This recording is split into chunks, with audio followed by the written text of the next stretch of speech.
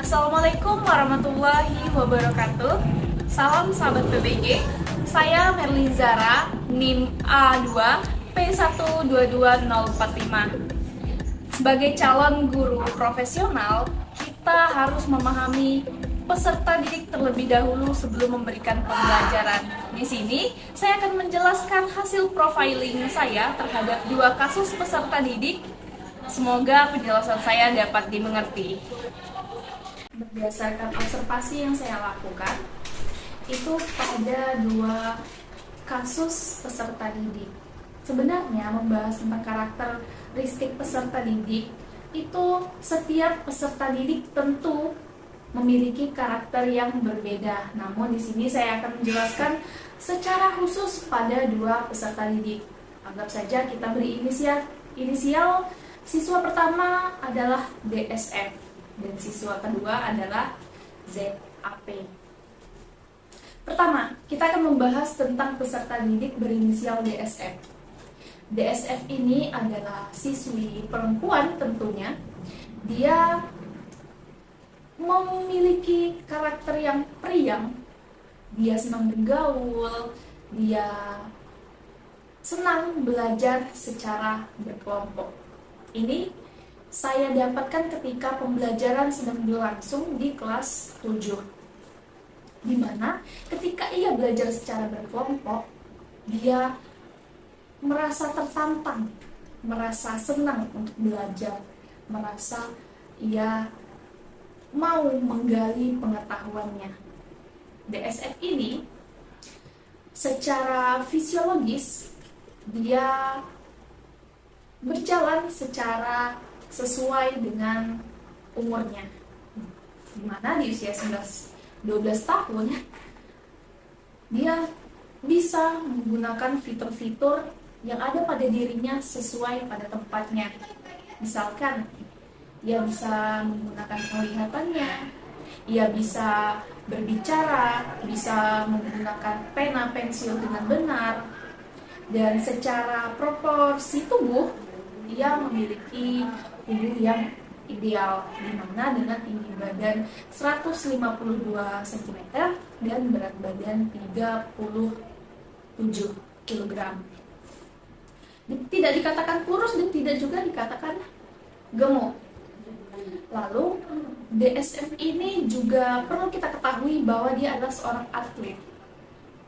Seorang atlet bulu tangkis, di mana ia sering latihan tiap harinya.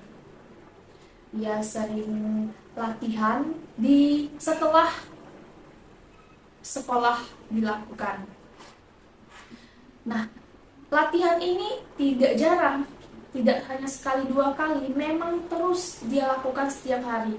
Sehingga dia sering merasa kelelahan ketika berada di lingkungan sekolah. Dan karena faktor ini pula yang mengganggu ia dalam pembelajaran, apalagi jika dilakukan secara mandiri. Ia tidak mau bekerja secara mandiri. Kenapa?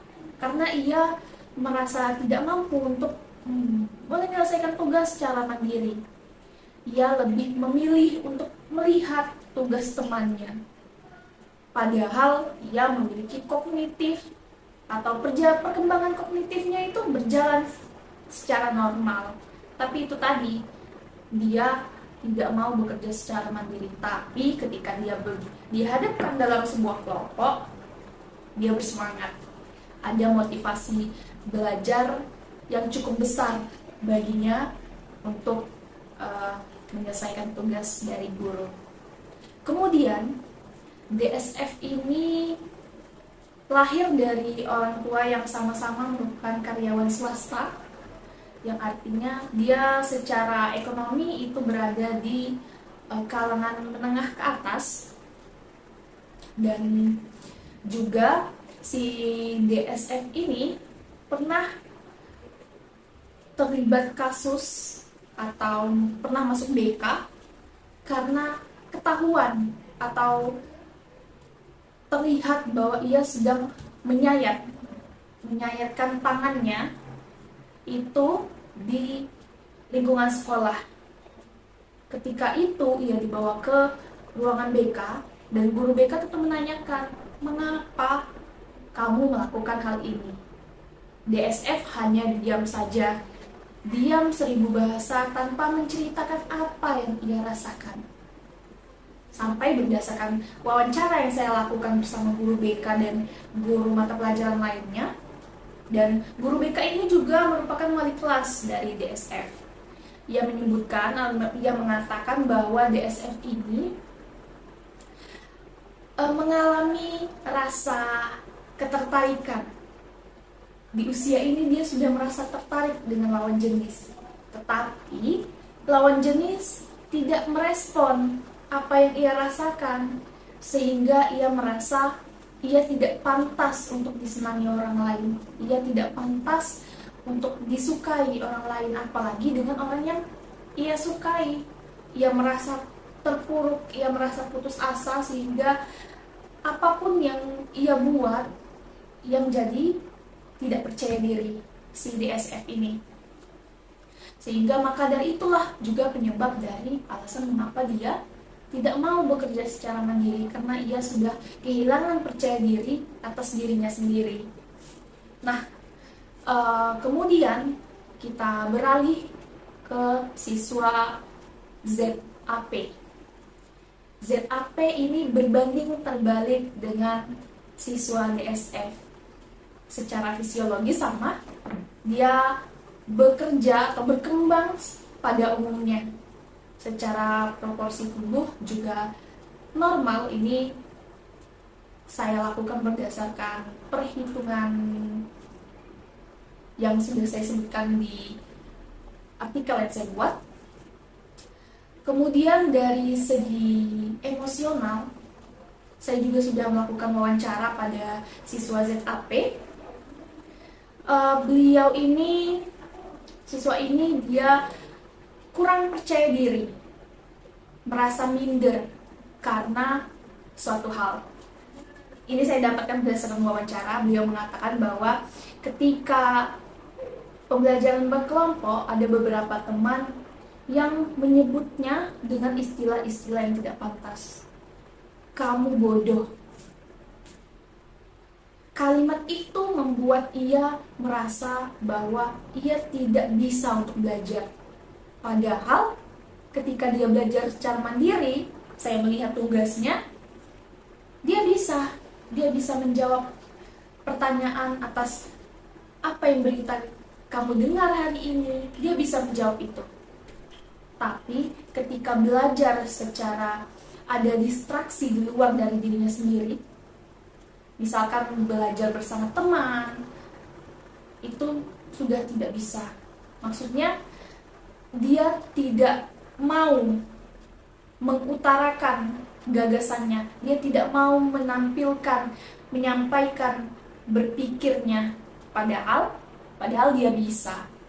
Nah, hal ini ketika saya masuk dalam kelas, saya meminta ZAP untuk maju ke dalam kelas dan menyampaikan berita apa yang dia dengar.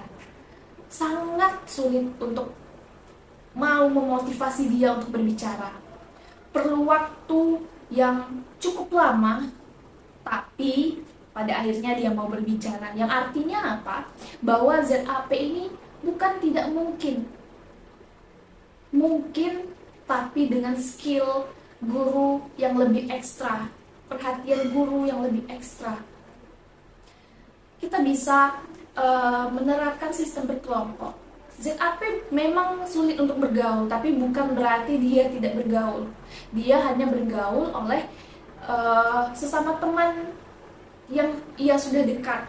Misalnya teman sebangku, nah dia mau bergaul, dia mau kerja berkelompok asalkan dengan teman yang memang sudah dekat.